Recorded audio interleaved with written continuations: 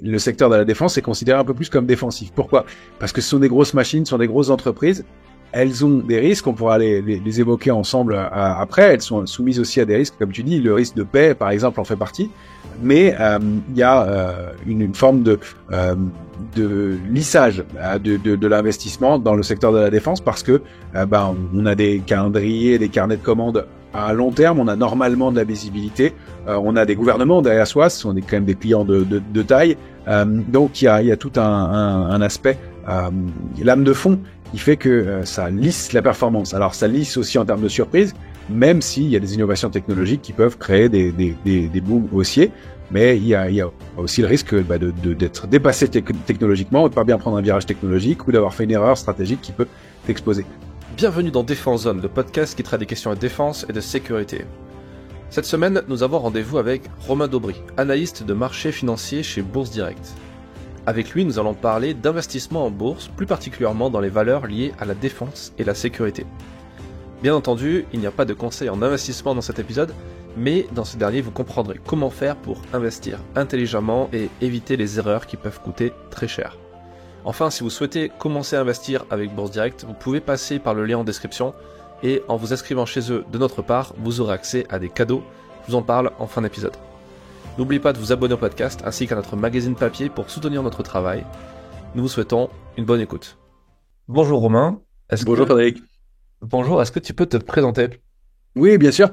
Moi, je suis donc Romain Daubry. Je travaille depuis plus de 20 ans chez Bourse Direct dans la salle des marchés.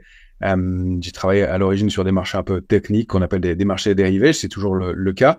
Et puis, j'ai intégré le service d'analyse, un service info d'experts en 2014, dans lequel on propose des recommandations et des deux portefeuilles qu'on anime pour nos clients en leur proposant des opportunités d'investissement et une ventilation de leurs actifs pour les aider à gérer leur portefeuille. Et donc, tout ça a conduit à ce que, on soit présent aussi sur pas mal de médias.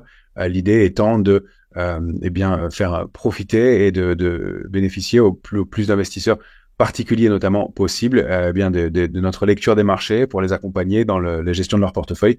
Alors, on propose aussi des formations. On a pas mal de solutions chez Bourse Direct d'investissement, des solutions qui sont du placement qui vont des comptes de titres, comptes PEA.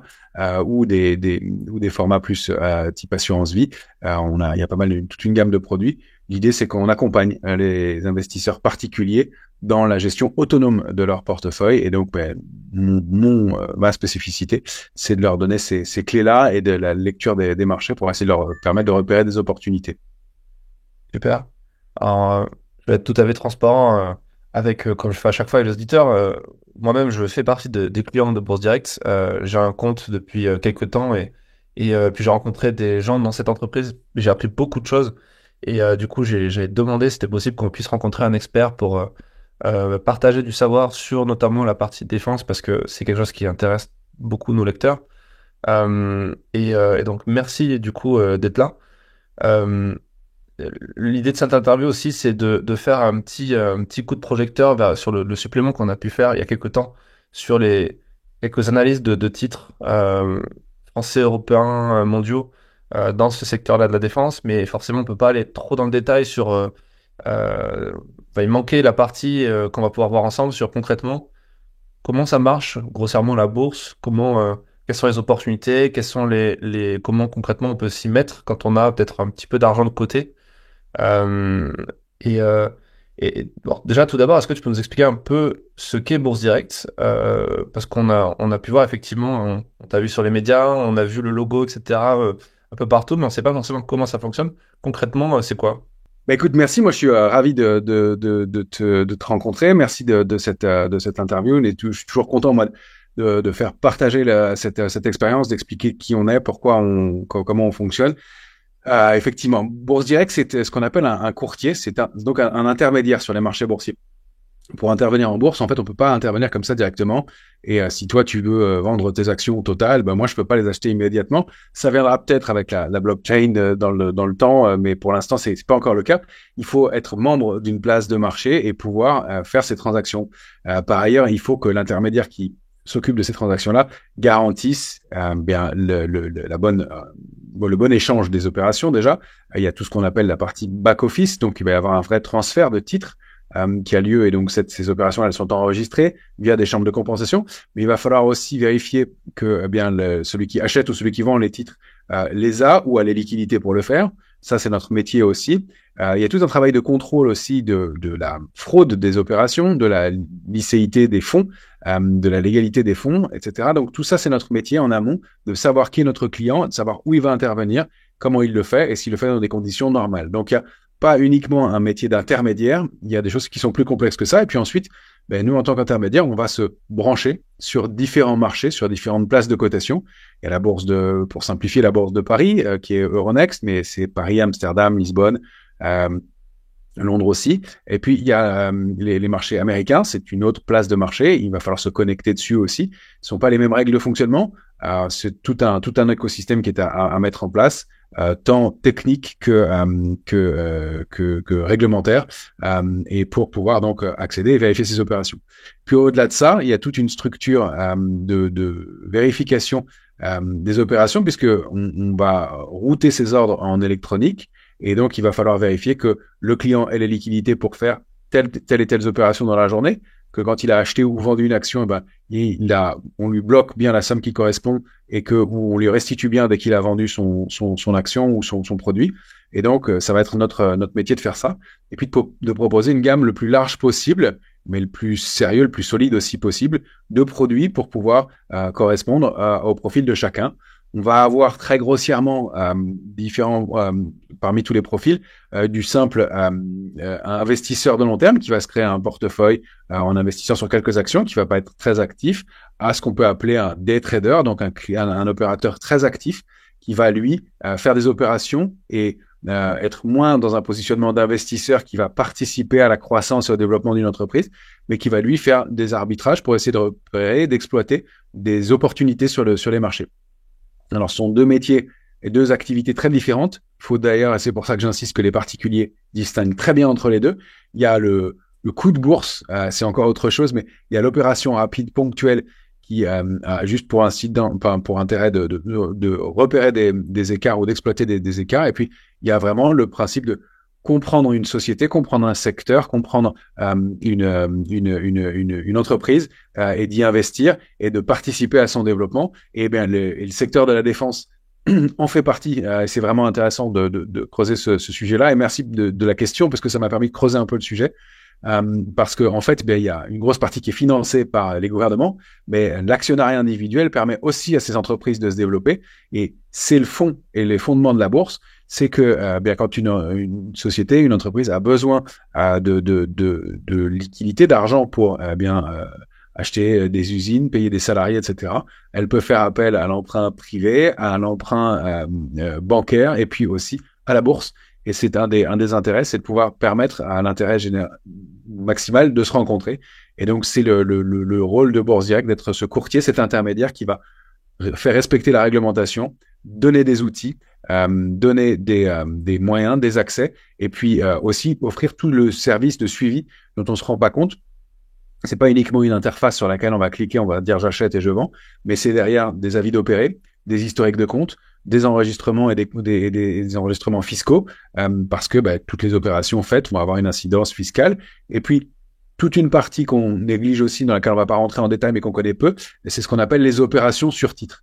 Les sociétés, elles ont une vie, elles peuvent changer de taille, de forme, de choses comme ça. Et donc, toutes ces incidences-là vont avoir toutes ces opérations-là vont avoir une incidence sur l'évolution de la société. Et donc, ça peut entraîner des ajustements du cours de la société, du nombre d'actions. Et ça, il faut qu'on le mette à jour aussi sur les portefeuilles des clients. Donc, il y a tout ce travail-là pour simplifier, en fait, qui est important. Et puis, au-delà de ça, nous, on va agréger des flux. C'est-à-dire qu'il va falloir recevoir d'un côté des prix, de l'autre transmettre des ordres sur le marché, avec tout ça, faisant fonctionner tout ça dans ce qu'on appelle une centrale de couverture qui va nous permettre de, encore une fois, vérifier si l'investisseur a les liquidités nécessaires et nous de nous assurer que ces titres sont bien sur son compte, bien enregistrés et que ces opérations soient bien enregistrées et le détail de son portefeuille bien enregistré et bien valorisé et le plus possible en temps réel pour pouvoir justement suivre l'évolution de ses investissements et qu'il puisse prendre ses décisions au mieux. C'est un peu ce que fait une banque quelque part. C'est quoi la différence entre une banque et vous, par exemple? Alors, on est très, en fait, très différent d'une banque. Une banque, c'est un endroit sur lequel on va déposer son argent, et parce qu'on va pas avoir que des billets dans sous son matelas, il va falloir l'enregistrer. Ça permet de faciliter les opérations et de faire ces opérations-là. Nous, on n'a pas le statut de banque. On est ce qu'on appelle un pure player. On est spécialisé dans la bourse. La bourse, c'est vraiment l'opération d'intermédiation sur les marchés financiers avec cette idée d'acheter ou de vendre des actions, des obligations, d'autres types de produits. Il y a des produits avec effet de levier, des warrants, des certificats, des turbos. Il y a même des produits non cotés qu'on peut intégrer dans les comptes en question. Il y a des contrats d'assurance vie qui vont être des enveloppes, notamment avec un intérêt fiscal et de transmission de patrimoine. Il y a beaucoup d'autres éléments, mais c'est vraiment lié au marché financier. Alors on peut, via un courtier comme Bourse Direct, acheter du pétrole, de l'or, des actions. On va pouvoir investir sur toute une gamme de produits. La banque peut proposer un service de bourse en plus, mais ça n'est pas son métier d'origine. Donc, elle aura probablement, globalement, peut-être moins d'accès et moins de possibilités, moins de marchés possibles, peut-être des coûts de fonctionnement qui seront plus lourds aussi, et puis une technicité moins importante. Ce que j'expliquais sur la partie back-office, enregistrement des opérations, compréhension des opérations techniques, ce qu'on appelle une opération comme une augmentation de capital. Une société, elle va faire appel au public, elle va dire, voilà, vous êtes actionnaire de ma société, moi j'ai besoin de lever des fonds. Comme vous êtes déjà actionnaire de ma société, je vais vous proposer en priorité de participer à cette augmentation de capital. Bien, ça, il va falloir la proposer au client, l'enregistrer, voir si le client veut ou non participer, s'il a les fonds pour le faire, et lui livrer ensuite les actions correspondantes à ce qu'il aura fait. Ça, ce sont des opérations assez techniques, et justement, c'est une des grandes forces de Bourse Direct, c'est de ce vrai savoir-faire dans ces opérations-là, parce qu'elles sont techniques, elles ont des incidences fiscales, bien entendu. Si tu avais 100 actions et que tu en as 110 le lendemain qui sont pas au même prix, il va falloir enregistrer tout ça, et bien documenter et faire en sorte que bien dans le temps, on sache exactement où on en est, où est le portefeuille du client, etc. Et puis tout l'échange, la contrepartie des titres qui va avoir lieu face à un intermédiaire. Si toi tu vends 10 actions totales sur le marché demain, eh ben tu vas peut-être en vendre 3 à une société, 3 à une autre, et puis les 4 dernières à une autre. Ben il va falloir que ça, nous on l'enregistre, qu'on passe par une chambre de compensation qui elle va faire le dispatch entre les différents acheteurs de tes actions en l'occurrence. Et donc tout ça doit être pareil enregistré et bien cadré. C'est pour ça qu'on a des contraintes très très importantes et en même temps un savoir-faire qui est très très spécifique. Et c'est pour ça qu'il y a tous ces éléments. D'autant plus que la réglementation est de plus en plus contraignante pour les marchés financiers. À juste titre pour beaucoup de choses, puisque on évite grâce à ça des fraudes, on évite de participer à des opérations de blanchiment d'argent, et puis on permet au marché boursier d'avoir de la transparence et d'être des endroits d'échange propres, et donc tout ça est important. Et puis il y a toute la partie aussi importante euh, de mise en garde et de contrôle de la connaissance des clients. C'est-à-dire qu'on va faire en sorte que ils travaillent sur des marchés qui sont capables d'appréhender et dont ils connaissent le risque.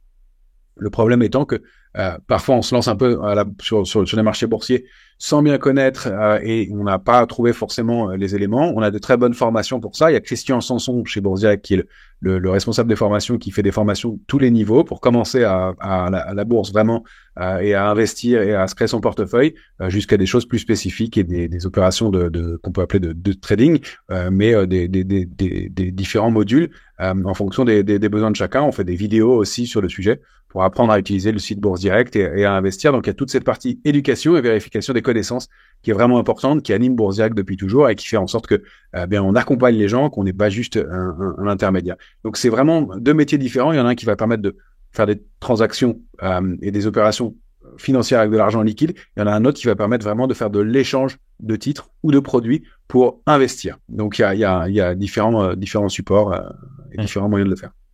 Je posais cette question parce que avant de m'intéresser à vraiment ce que c'est la bourse, j'ai l'impression que c'est un peu le rôle des banquiers qui proposaient à chaque fois d'acheter des actions pour toi, les mettre sur des livrets, sur des assurances vie, comme tu l'as dit par exemple.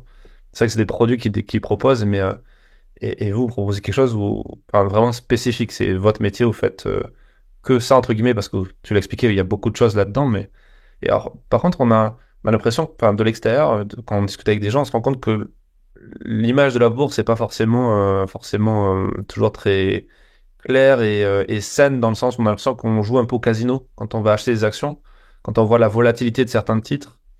Euh, J'imagine que c'est quelque chose que tu entends peut-être souvent.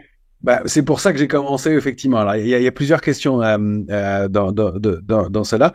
Il y a le fait qu'effectivement, il y a un conseiller bancaire qui va proposer des produits de la maison. Ça va pas être son métier, la bourse. Donc lui, il va vous dire, voilà, vous voulez investir, bah, on a des fonds. Et dans ces fonds-là, il va y avoir quoi? Des paniers d'actions qui vont essayer de reproduire le CAC 40 ou le CAC 40, c'est l'indice de la bourse de Paris, ou le S&P 500, c'est le plus gros indice américain, ou le Nasdaq, qui est l'indice des valeurs technologiques américaines. Et ils vont proposer des produits comme ça qui sont tout faits et dans lesquels en fait en réalité il n'y a pas forcément de valeur ajoutée, pour lesquels eux ils savent pas exactement quel va être le niveau de risque et le niveau d'adéquation par rapport à toi, sauf à accéder à de la gestion privée. Chez Bourse Direct, l'idée c'est plus d'aider l'investisseur à être autonome, à prendre ses décisions lui-même, à se connaître et à trouver les produits pour le faire. Donc, et donc de reproduire ces choses-là, mais en ayant plus une connaissance des choses. Donc, il y a vraiment deux métiers différents. En fait, c'est une spécificité. On peut pas faire tout bien, parfaitement, et c'est pas mal, mais on constate qu'effectivement, il y a souvent un déficit de connaissances dans le cas. Il y a des banquiers qui font très bien leur métier, qui connaissent les marchés boursiers, qui vont très bien adapter les produits.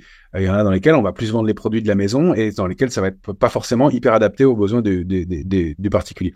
Donc l'idée pour nous, c'est de laisser le client autonome, mais de lui donner des outils pour repérer, comprendre ce qu'il fait, où aller, etc. C'est pour ça qu'on fait des vidéos, des points de marché, qu'on fait une newsletter qui est disponible sur la page d'accueil de Bourse Direct. On peut s'abonner gratuitement dans la rubrique Morning Meeting. Il suffit de taper ce mot-là, Morning Meeting, sur la page d'accueil du site de Bourse Direct, et puis on peut s'abonner gratuitement. On reçoit le calendrier boursier, savoir ce qui va se passer dans les jours qui viennent, quels sont les éléments importants à suivre, qu'est-ce qui s'est passé d'important, et puis quels sont les niveaux techniques sur les marchés qui vont permettre de prendre telle ou telle décision. On ne sait pas ce qui va se passer dans l'avenir, bien entendu. On n'a pas de boule de cristal. En revanche, voilà, il y a des éléments qui vont permettre de guider, de se former sur les marchés. On a remarqué depuis quelques années qu'il y a une clientèle de plus en plus jeune qui a envie d'arriver sur les marchés boursiers, qui a envie d'apprendre, qui veut se former, qui a compris qu'elle était capable de prendre elle-même en main ses finances et la gestion de son patrimoine, et qu'effectivement, avec un petit effort d'éducation et de compréhension, on peut faire des choses soi-même assez proprement et en maîtrisant son risque, en le limitant en fonction de sa sensibilité et de son patrimoine, du temps qu'on a à y consacrer et de ce qu'on veut en faire. Alors là, ça c'est pour la partie vraiment éducation, autonomie des investisseurs. Pour la partie mauvaise image de la bourse, bah oui, mais ça c'est français en fait, c'est assez français. Quand on va aux États-Unis, la plupart des gens, ils n'ont pas le choix, ils n'ont pas de retraite s'ils la font pas eux-mêmes, et via notamment les marchés boursiers ou l'immobilier, ils n'ont pas beaucoup de choix. Donc nous en France, on adore l'immobilier, la bourse on connaît beaucoup moins, il doit y avoir 4 millions d'investisseurs particuliers en France. C'est mieux, ça remonte, mais ça a été plus par le passé. Les cracks, etc., ont fait que les investisseurs ont pris un peu peur. Ils n'ont pas toujours maîtrisé ou compris ces éléments-là. Et là, aujourd'hui, il y a des outils pour avoir des modes de fonctionnement sur ces marchés et mieux les comprendre. Alors, la bourse, à la base, c'est quelque chose de très sain. C'est pour ça que je te le disais tout au début, le métier d'investisseur, c'est quoi? C'est de dire, voilà, moi, je développe une entreprise dans tel ou tel secteur, j'ai besoin d'argent pour le faire. Je peux faire appel à de mon environnement, ce qu'on appelle la love money, entre guillemets. Je peux faire appel à une banque qui va me prêter de l'argent. Et puis, soit si c'est pas suffisant, soit si c'est pas ce qui me correspond, je peux faire appel au marché boursier et donc demander à ce que des investisseurs que je connais pas forcément participent au développement de mon entreprise et me mettent à disposition des capitaux et que eux profitent, bénéficient du fruit de cet investissement. Alors, il y a deux manières de le faire. La plus classique, c'est le marché action, c'est-à-dire que on va dire qu'on va participer au capital d'une société, on va recevoir en contrepartie une action de cette société, une ou des actions de cette société, et selon l'évolution du résultat de l'entreprise, le cours de bourse va monter ou baisser, donc je vais subir cette évolution-là.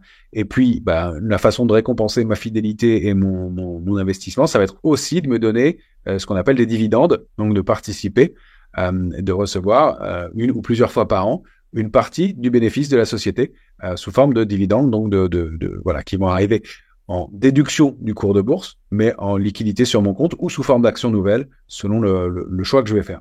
Ça aussi, ça fait partie du métier de courtier, d'intermédiaire, de prendre en compte la décision de l'investisseur et de dire, si vous avez un dividende, est-ce que vous le voulez en action ou est-ce que vous le voulez en espèces? Vous pouvez avoir le choix dans certains cas. Et nous, d'enregistrer cette opération et de faire en sorte qu'elle soit bien clairement enregistrée sur son compte.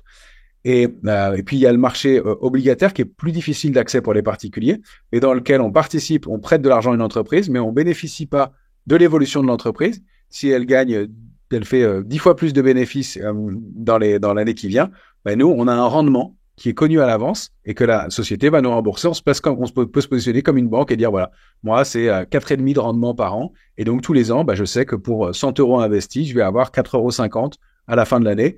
Et si l'entreprise fait x10 de bénéfices, ben moi, j'en aurai pas plus. Et si l'entreprise ne fait plus de bénéfices ou quoi que ce soit, charge à elle de me rembourser quand même. Donc, je gagne peut-être moins, mais j'ai une sécurité. Ça, c'est le marché obligataire. Je synthétise, ça fait partie des deux plus gros marchés, les plus classiques et les plus connus. Le marché obligataire étant moins accessible aux particuliers, le marché action étant le plus connu. Alors, il y a ce côté qu'on peut appeler casino au Far West du marché action.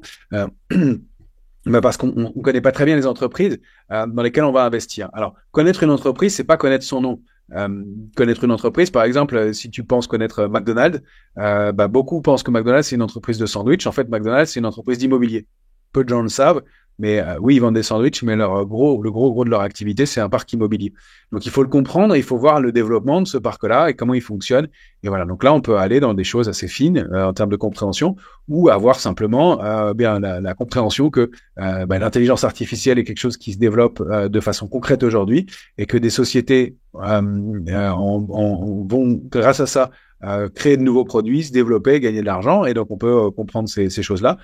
On peut aussi se dire qu'on est dans un monde qui est moins sécurisant et que donc on a besoin de se protéger d'une façon ou d'une autre. On parle de défense ensemble, la sécurité, la cybersécurité en font partie. On voit des attaques quotidiennes de hackers ou de tentatives de phishing, de prélever de l'information, de prélever de l'identité. Ça fait partie aussi des secteurs et des entreprises qui elles ont besoin de moyens pour se développer, qui ont besoin de serveurs, qui ont besoin de développeurs informatiques, qui ont besoin de tout ça. Bien, la bourse va permettre de leur donner les moyens de créer de nouveaux produits et d'améliorer le contenu et de faire en sorte que leurs actionnaires en bénéficient parce qu'elles vont, ils auront été partenaires et ils leur auront permis de se développer. Et donc ça va être l'élément complémentaire qui va faire que il y aura un gain mutuel. L'un aura permis de se développer, l'autre aura touché une partie du bénéfice de ce développement. Alors après, sur la partie qu'on aime moins, qu'on connaît moins et qu'on appelle plus casino, c'est la partie plus trading, où là, on va essayer de repérer des choses et aller sur soit des plus petites sociétés, soit sur des marchés avec un effet de levier sans bien comprendre le fonctionnement. Et ça, alors malheureusement, ça réussit globalement pas bien aux investisseurs particuliers ou aux investisseurs qui s'y frottent sans avoir bien compris le fonctionnement. Ça a mauvaise presse globalement parce qu'on se dit que c'est de la vile spéculation inutile et que ça n'est que pour gagner de l'argent sans fondement, comme le fait d'investir dans une entreprise, de l'aider à se développer. Il y a deux écoles là-dessus. Il y a aussi une idée qui peut permettre de se dire que ça permet de favoriser la liquidité. Que si on regarde historiquement, si c'était si facile, eh bien ça se saurait et que globalement, eh bien les investisseurs gagneraient de l'argent et que s'il y a que ça, et si c'était si simple que ça, il suffirait de le faire et de se mettre derrière son écran pour gagner de l'argent. Et donc ce côté spéculatif, si négatif et si mal reçu par une classe de la population, en fait est en fait facile et qu'il y a qu'à y aller. Et puis il y a la réalité qui est que c'est en fait extrêmement difficile, que ça répond à des règles très précises et qu'il faut savoir l'utiliser avec des méthodes et notamment ce qu'on appelle du backtest, c'est-à-dire de tester par le passé des stratégies qui fonctionnent et d'être capable de les appliquer de façon mécanique. On s'est aperçu que l'aspect humain, l'aspect émotionnel était très difficile là-dedans parce qu'en fait on n'est pas fait pour jouer entre guillemets avec de l'argent et que quand on voit des sommes importantes ou des décalages rapides de son patrimoine, on n'est pas à l'aise et que si on n'applique pas des méthodes très précises, c'est très difficile. Donc ce côté de la bourse et du casino, etc., ça dépend ce qu'on en fait, ça dépend combien de temps on le fait, il faut bien se connaître, savoir quelle somme on y met, savoir où on va investir, dans quel secteur, dans quel domaine, et bien distinguer, ne serait-ce qu'au départ, investissement ou trading, qui sont deux choses complètement différentes, qui sont deux métiers complètement différents, qui ne demandent pas du tout le même temps, ni la même compréhension, ni les mêmes compétences. Et donc, une fois qu'on a bien distingué ça, on fait les choses de façon différente. Donc, sur le long terme, la bourse, c'est pas du casino. Les marchés boursiers montent globalement. Si on décide de prendre un indice sur une moyenne, en fait, un indice, ça c'est une moyenne, c'est la représentation des plus grosses capitalisations boursières, des plus grosses sociétés d'un pays ou d'un secteur. Et ben, on choisit de prendre ça. Et donc, on va avoir moins de gains potentiels, mais moins de risques aussi. Hein. C'est très simple. Hein. Si on a 3 actions dans son portefeuille et qu'il y en a une qui dépose le bilan, on a perdu 30% de son capital. Si on a 40 actions dans son portefeuille et qu'il y en a une qui a perdu le bilan, qui dépose le bilan, on a un impact bien moindre sur son capital, bien entendu. Et ça permet de lisser les choses. Donc, en fonction de son risque, de sa connaissance du marché, de sa connaissance des valeurs dans lesquelles on va investir, on va pouvoir aller plus ou moins loin dans le niveau d'investissement, dans le niveau de prise de risque, dans le niveau de prise de décision. Et encore une fois, il faut pas se dire je connais telle société parce que je connais son nom ou parce que y a un logo que j'ai vu dans la rue, etc. Donc je vais investir dessus. Ça suffit pas toujours. Ça, c'est ce qu'on appelle le biais de familiarité. Et c'est un gros piège. C'est un gros piège en bourse. C'est pas parce que je connais McDonald's que c'est le meilleur moment de l'acheter. En revanche, c'est peut-être le moment d'acheter un brasseur de bière au Japon qui va être une société qui va se développer et créer autre chose. Ouais, c'est super intéressant et merci d'expliquer tout ça parce que c'est quand même pas si simple, même quand on regarde plein de vidéos sur Internet, on lit des articles et tout, on comprend pas forcément toujours la différence. Et effectivement, les deux profils investisseurs long terme qui met de l'argent, enfin qui achète des actions et qui presque parfois est amené à les oublier pour éviter de trop, un peu comme quand tu places de l'argent à la banque quelque part et tu comptes sur les intérêts. Et puis après, la personne qui va essayer de jouer un peu, là pour le coup, un peu comme au casino, en espérant que ça grossisse et qu'ils perdent pas d'argent. Euh, c'est quoi les conseils de base que toi tu donnes à des gens qui veulent être dans cette logique d'investissement, justement? On va partir du principe que les gens qui nous écoutent sont dans cette logique-là, de se dire, je veux placer, je sais pas, 1000, 1500, 2000 euros ou 10 000 euros quelque part, enfin, via Bourse Direct ou quelqu'un d'autre, en se disant, je veux que ce qui a un rendement assez sécurisé. C'est quoi un peu ou peut-être c'est quoi les erreurs à pas faire, peut-être? Alors, il y a beaucoup de choses. La première chose à faire, c'est de se former et puis d'essayer de trouver. Pour moi, les premiers piliers, c'est pas le scénario, c'est pas ce que j'en pense qui est le plus important, c'est son profil. La première chose à faire, c'est de se dire que ce soit 500, 1000, 2000, 10 000 euros, quelle part de mon capital ça représente. On va pas faire la même chose et prendre autant de risques si on a selon ses revenus, selon son âge, selon sa situation familiale. Selon le capital dont on dispose, selon le temps dont on dispose, on peut pas faire les mêmes choses et il faut vraiment le distinguer en amont. Donc, si on est jeune et qu'on a un bon patrimoine et que on a du temps, on peut se former et peut-être prendre un peu plus de risques que si on a 5 enfants, des revenus assez faibles et peu de temps pour s'en occuper. Et je prends des cas un petit peu extrêmes, mais c'est volontaire. De même qu'on va considérer que plus on avance dans l'âge, plus on va être prudent avec son capital, soit pour le préserver pour soi, soit pour le transmettre à ses enfants et pas prendre de risques. L'idée, c'est que globalement, si on investit de façon, encore une fois, intelligente, si on fait pas des paris sur des secteurs trop risqués, sur des valeurs qu'on connaît mal, sur quand je dis des paris, c'est d'essayer de détecter la pire chose à faire. C'est, alors, à mon avis, dans les conseils des choses à pas faire, c'est écouter des gens qui ont l'air de savoir, etc. Même moi, il faut se faire son avis à soi-même. Il faut se connaître, faire son profil d'investisseur. Il faut pas essayer de faire des coups. C'est très difficile. Les coups, c'est quoi? C'est de dire, cette société-là, elle est super, j'ai tout compris. Dans 5 ans, elle vaudra tant. C'est possible, mais il faut savoir que c'est la vie des entreprises. Et ça, on le sait même hors bourse. Il y a les 3/4 des entreprises, même plus, qui déposent leur bilan assez rapidement. Donc, une petite entreprise qui se développe, même si l'idée est bonne, même si le projet est bon, elle va pas forcément fonctionner parce qu'il y a beaucoup d'aléas pour elle dans sa vie, dans sa construction, dans son développement. Un des plus gros taux d'échec d'une entreprise, c'est un problème de trésorerie. Elles sont victimes de leur succès et elles peuvent pas fonctionner et elles déposent le bilan alors qu'elles fonctionnent et qu'elles marchent et qu'elles ont de la demande. Donc ça, il va falloir le prendre en compte. Donc essayer de trouver la pépite et la perle rare, ça, c'est assez dangereux. Il vaut mieux trouver des choses qui fonctionnent bien, qui sont déjà établies et qui vont continuer à se développer dans le temps, les comprendre et les surveiller et les monitorer. Parce que ça va permettre d'être plus détendu, etc. et d'avoir une ventilation de son portefeuille plus cool. Après, on a le droit de se dire, je vais mettre une partie de mon capital sur quelque chose qui va être plus risqué, mais il ne faut pas en mettre une proportion trop importante. Il faut aussi diversifier ses investissements. Moi, j'ai vu parfois dans des portefeuilles des gens qui avaient tout mis sur Renault, Forestia et je sais pas Volkswagen. En fait, on n'est pas diversifié parce qu'on n'est que dans le secteur automobile. Donc ça, il faut aussi penser à diversifier non seulement les secteurs, mais aussi les marchés. Il n'y a pas que les actions. On peut investir sur l'or, l'argent. L'argent, c'est un métal de la transition énergétique hyper important. C'est pas uniquement un métal refuge.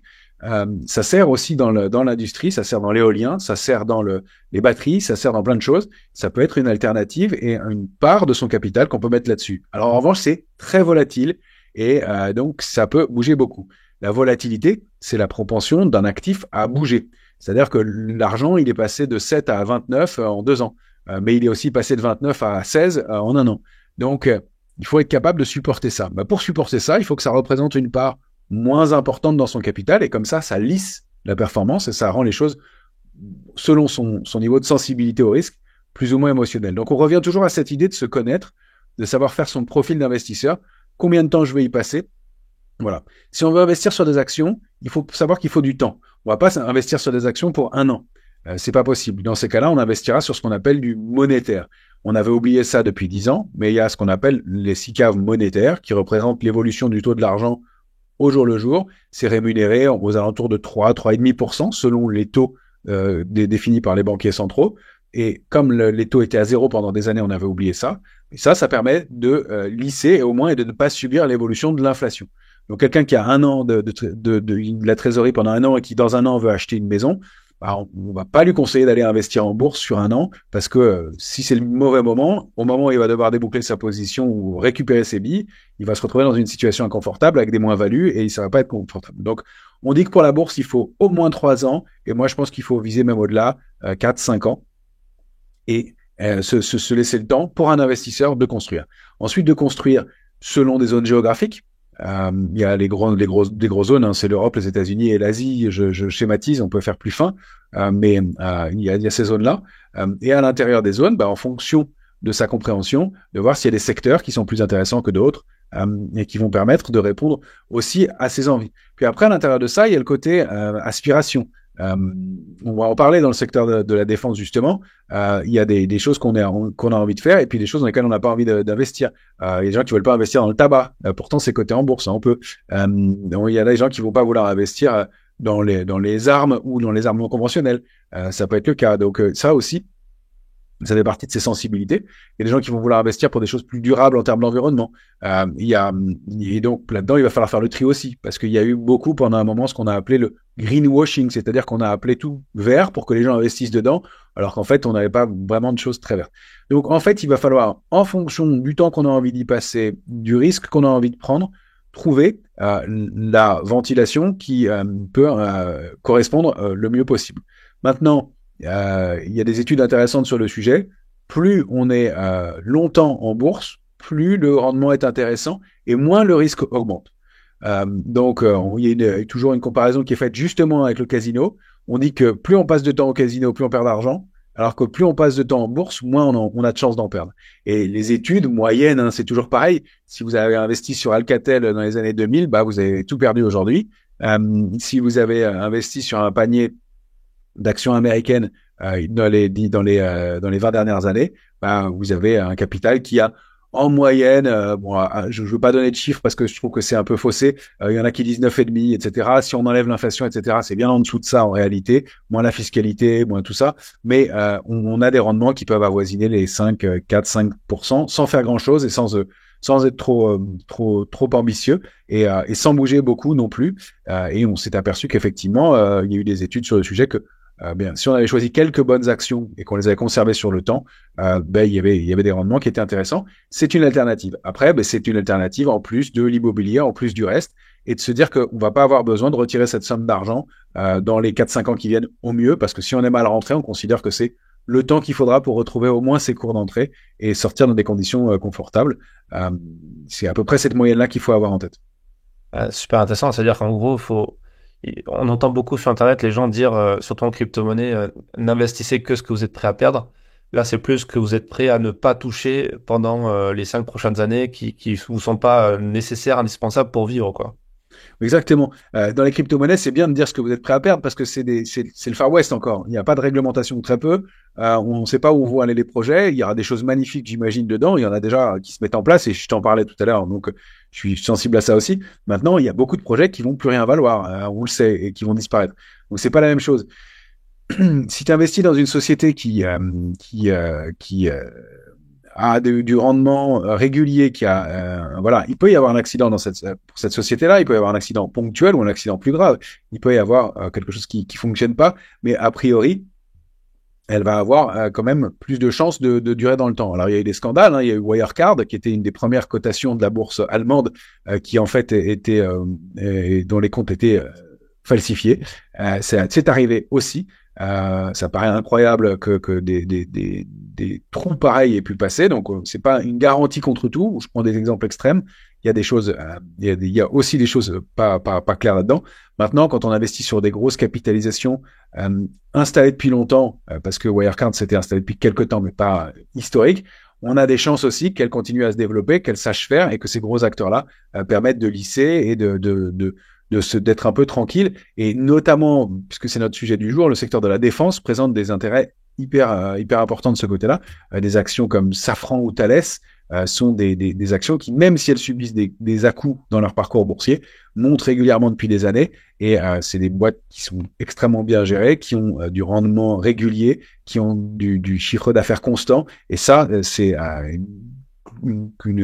gage de pérennité, un gage de solidité, même s'il y a des accidents par moment. Voilà. Alors, ça ne veut pas dire que tout ira parfaitement bien dans les 50 prochaines années sur ces sociétés-là, mais ça veut dire qu'elles ont plus de chances probablement que les autres. Voilà. Mais d'où l'intérêt de ventiler aussi et de se dire, il y a un accident, ça n'a pas complètement grevé mon patrimoine. Alors, on n'est pas obligé d'avoir 100 actions dans son portefeuille et de se dire, s'il y en a une qui perd, qui dépose le bilan, je n'aurais perdu qu'1%, parce que si on ventile trop, c'est le risque aussi, on a des chances on va lisser sa performance, on va pas en avoir, c'est-à-dire que les unes vont compenser les autres. Donc il faut faire des choix, supporter les choix moins bons et puis conserver les bons. Les boursiers ont tendance, enfin les investisseurs qui se mettent à la bourse ont tendance à faire l'inverse. C'est-à-dire quand ils vont investir sur une mauvaise valeur, ils vont se dire je la garde, elle remontera, et quand ils vont investir sur une bonne valeur, ils vont se dire je gagne tant, je sors, j'encaisse. Et c'est le mauvais réflexe. En fait, il faut garder les bonnes et enlever les mauvaises. Alors, ça ne veut pas dire qu'il ne faut pas prendre un peu de bénéfice de temps en temps sur une action qui a bien monté, mais ça veut dire qu'il ne faut pas abandonner trop vite une bonne performance et garder longtemps ses pertes. C'est un aspect psychologique de la bourse qui a été très bien observé et étudié aussi. En fait, quand on commence sur une somme de gain, quand on commence à gagner 100 euros, ça fait un niveau de plaisir. Mais quand on commence à gagner régulièrement de plus en plus, les 100 euros entre 0 et 100 font beaucoup plus plaisir que les 100 euros entre 900 et 1000. Donc, je dis n'importe quoi, à 700, on va se dire, ouais, ça pourrait aller à 800 de gain, mais bon, je vais prendre tout de suite. Et c'est l'effet inverse quand on perd. Quand on perd, les 100 premiers euros de perte, ils font très mal. Mais en revanche, quand on arrive à moins 700, on se dit, bon, que je perde 700 ou que je perde 800, c'est pas grave, et on va laisser filer cette position-là. C'est ça, ce biais, qui fait qu'on a tendance à conserver les mauvaises positions et à vendre les bonnes. Et ça, sans le faire systématiquement, et faut bien distinguer encore une fois investissement et trading. Mais si une société se porte mal et que elle commence à décliner de façon trop importante, ça peut être une bonne solution de se dire j'en allège une partie, je la garde pas. C'est ce qui s'est passé par exemple pour tout ce qui a été autour de Orpea ou Corian, toutes les maisons de retraite, quand il y a eu ce scandale, tout le secteur est parti à la baisse. Un boursier, il se dit, moi je vois pas clair là-dedans, je coupe. Et il y a beaucoup de gens qui sont accrochés à leur position et qui subissent aujourd'hui des pertes importantes en espérant retrouver un jour leur cours de bourse, et ce sera au mieux très long. Donc voilà, tu vois, dans des cas un peu extrêmes de société, pourtant des investissements, un Corian, c'était considéré comme quelque chose de père de famille, voilà, des maisons de retraite avec de l'immobilier, des actifs, etc. Et pourtant, ça a baissé pour une question de scandale, pour une question de désintérêt du secteur, pour une question de problèmes financiers aussi dans certains cas. Donc, il y a pas de sécurité absolue, mais on n'a rien sans rien.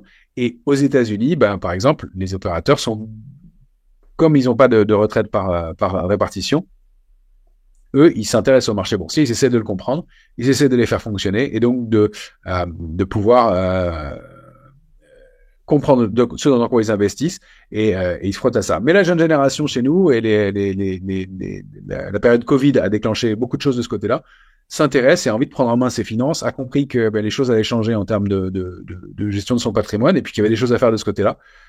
Et donc d'essayer de comprendre les sociétés dans lesquelles on investit en se disant que bah, même si c'est pas le bon moment, ça peut être ponctuel ou passager dans un modèle ou dans un marché, bah, on peut retrouver ces cours de bourse à un moment ou à un autre. Pas trop s'entêter non plus dans certains cas.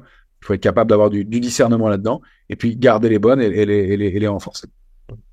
Ah, c'est amusant parce que j'avais pas vu le truc comme ça sur la question de la psychologie. Moi, dans ma tête, je me disais tout le temps que quand il y a un crack, les gens ce qui crée la chandelle rouge, le fait que les gens vendent, c'est les gens justement qui n'ont pas l'habitude de la bourse et qui prennent peur et qui créent le crack. Mais en fait, c'est plus les professionnels qui vont eux sentir la chose et en fait, ceux qui ont pensé qu'ils allaient créer la chute vont justement être ceux qui restent le plus longtemps quelque part. Alors, il y a les deux. Il y a les deux. Parce que il va y avoir la spéculation qui va rentrer dans ce moment-là. Et comme tu dis, la bougie rouge, il y a ceux qui vont spéculer. Donc, ça va accentuer un mouvement. On va rompre un niveau technique. Et puis, la spéculation va s'engouffrer dedans et l'accentuer. Il y a ceux qui ont acheté à des niveaux. Il faut comprendre l'aspect psychologique. Tu achètes une action à 10 euros. Elle monte à 15. Tu es content. Elle redescend à 14. Tu dis c'est dommage, mais ça va. À 13, ça commence à t'embêter. À 12, tu te dis qu'est-ce que je fais? Est-ce que je vends ou pas? À 11, tu te dis bon, bah, c'est trop tard pour vendre. Si elle s'arrête à 11 et qu'elle repart, ça va. Si elle revient à 10 à ton niveau d'entrée, tu vas commencer à te dire zut, je suis à 0. Et si tu commences à perdre, là, ça panique et là, ça vend. Donc, ce sont aussi les particuliers qui vont vendre à ce moment-là. Ça va être un peu tous les acheteurs. Quand tout le monde a acheté une action et qu'elle a bien monté et qu'elle monte régulièrement pendant longtemps, bah, il y a beaucoup d'acheteurs qui ont bien acheté et il y a moins de raisons de la vendre. Donc, c'est pour ça qu'il vaut mieux conserver les actions fortes parce qu'elles ont moins de chances d'être vendues. Moins de chances. C'est toujours une question de statistique et de probabilité. Ça ne veut pas dire que ce ne sera pas le cas. Donc, c'est bien sûr, il n'y a pas de secret non plus là-dessus. Donc, il y a l'ensemble des opérateurs qui vont rentrer dans ce mécanisme-là. Mais quand il y a une très mauvaise nouvelle justifiée sur un secteur et qu'il n'y a pas de visibilité, ça va déclencher des mouvements plus puissants. Mais spéculation, particulier, professionnel, tout le monde va s'engouffrer dedans. Maintenant, l'idée en bourse, c'est aussi de se dire que quand plus personne veut de la bourse, c'est le moment d'y aller. Et quand tout le monde a peur de rentrer sur les marchés, c'est ce qui s'est passé en 2020. Et pour la première fois historiquement, c'est plus les particuliers qui ont senti l'opportunité pour rentrer sur les marchés en mars 2020 que les professionnels qui allaient dans un mouvement d'incertitude. Et avec Covid, on allait dans quelque chose d'incertain. Et en bourse, il faut comprendre ça, c'est que les professionnels sont capables de prendre du risque. Mais l'incertitude, on peut pas par définition la mesurer. Et quand on peut pas mesurer le risque, on préfère ne pas y aller. Donc, il y a aussi ce phénomène-là qui est à monitorer. Donc, il y a un aspect réfléchir, mais pas trop réfléchir non plus, et être capable de lisser les choses et de se dire, voilà, une société qui fait tant de bénéfices par an, ben, si personne n'en veut, peut-être que ça reviendra un jour et on pourra retrouver qu'elle est baissée, ça peut être des points d'entrée pour la suite. Mhm.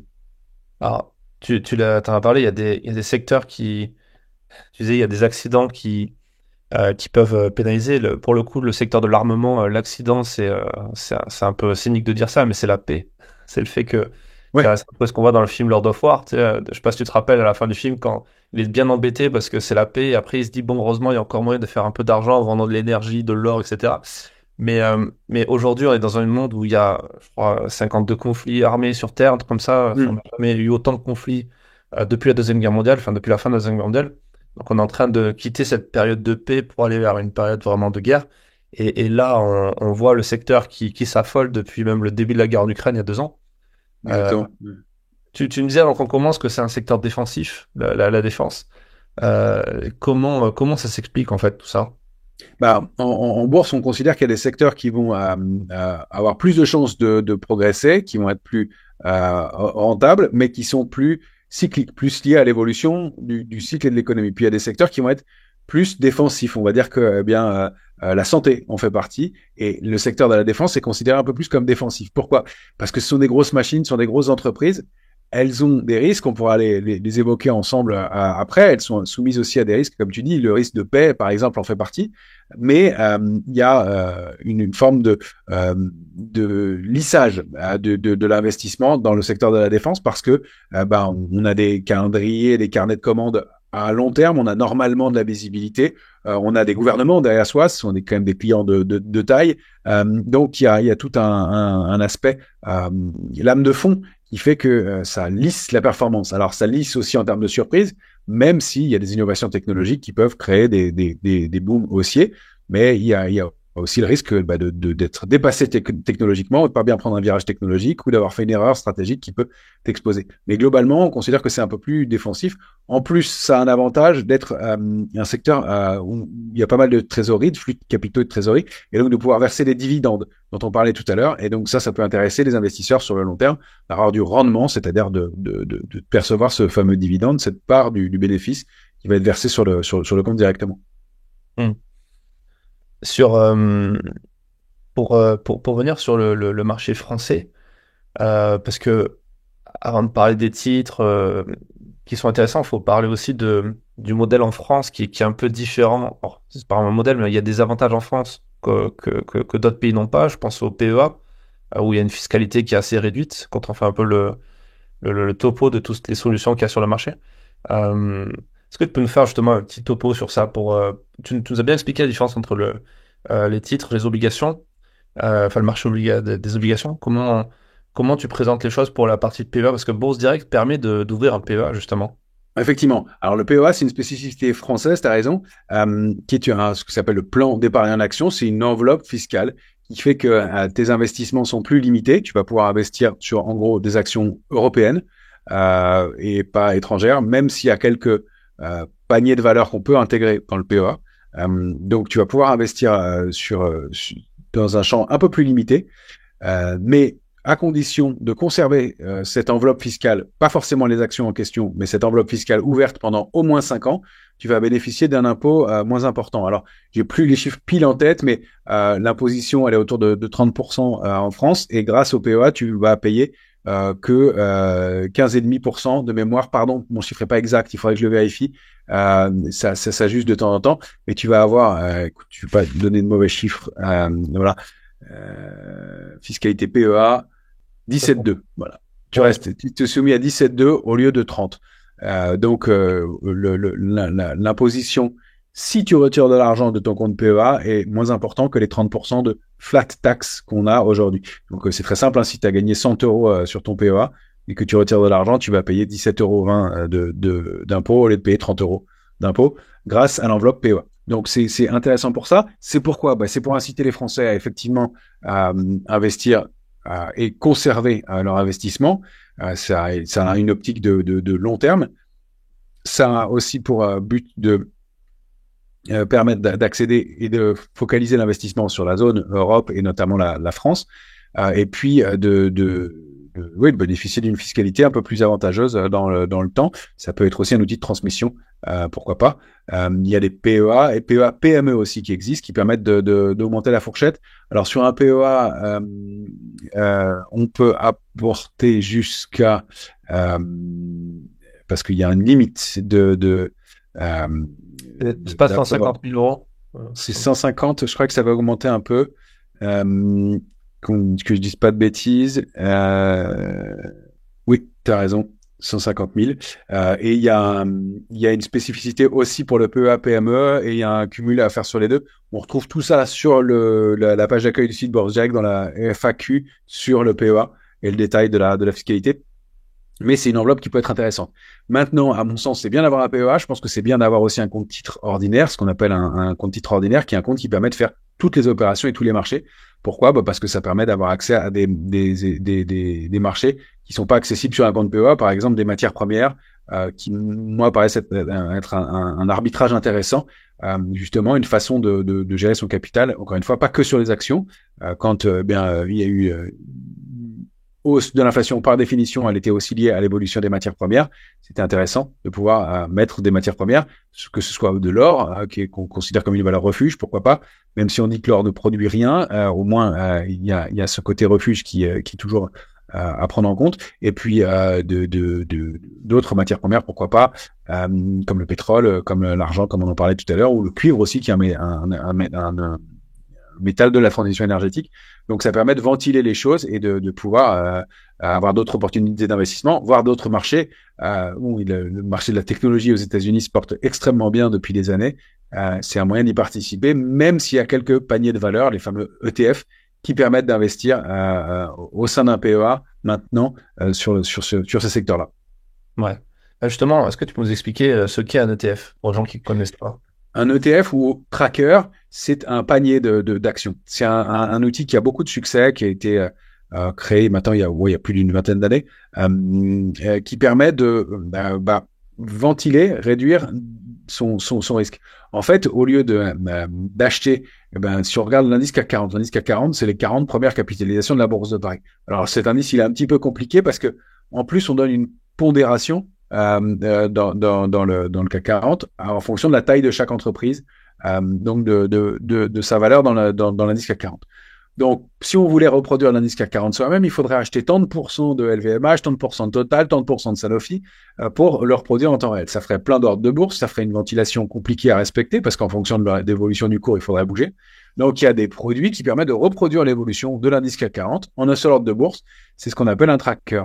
Alors, un tracker, il peut permettre de reproduire l'indice Nasdaq aux États-Unis, donc d'avoir les premières capitalisations technologiques aux États-Unis, ou il peut permettre de reproduire un secteur et de viser un secteur directement, comme le secteur de la défense, pourquoi pas, le secteur de la santé, le secteur des utilities, donc par exemple, ou le secteur du luxe, ou d'autres secteurs, voire des ETF sur des thématiques différentes. On peut avoir de l'ESG, on peut avoir des choses comme ça, ou l'intelligence artificielle, ou l'immobilier. Enfin, il y a pas mal de choses à faire. Encore une fois, c'est à utiliser en fonction de sa sensibilité, puis de sa compréhension du marché. Si on a une compréhension du marché qui est relative ou pas beaucoup de temps à y passer, on va prendre quelque chose de très large, qui vont être des indices mondiaux, qui vont représenter les plus grosses capitalisations de tel pays, etc. Si on veut être un peu plus spécifique et se dire à un moment, moi je pense que le secteur bancaire va mieux se porter qu'un autre. C'est pas un conseil aujourd'hui, c'est un exemple. Hein. C'est pas ce que je pense par ailleurs, mais voilà, je peux décider de faire ça. Là, on voit par exemple en ce moment que le secteur des télécoms, qui est oublié, le secteur des télécoms en Europe, qui est oublié, qui ne fait rien depuis 2017, est en train de bouger manifestement. Voilà, aujourd'hui. Encore une fois, ce n'est pas un conseil, c'est propre à chacun. C'est pas un conseil d'investissement, mais c'est un constat que, eh bien, aujourd'hui, manifestement, il est en train de sortir d'une zone de congestion qui a 8 ans au moins et qu'il est en train de se passer quelque chose de ce côté-là. Donc, quelque chose à surveiller dans ce domaine-là. Et ça peut être un arbitrage à faire et de se dire, je vais peut-être prendre un peu moins de technologie et un peu plus de ça selon ma sensibilité. Je donne encore une fois ici des exemples. Je dis pas que c'est ce qu'il faut faire maintenant. C'est propre à chacun. Et c'est ce travail-là de fond qui est à faire en amont, c'est de se dire quelle somme j'ai. Ensuite, on peut se dire, qu'est-ce qu'on peut attendre de la bourse? Si on dit que c'est 5-6% par an de rendement et j'ai mis 2000 €, c'est pas très sexy.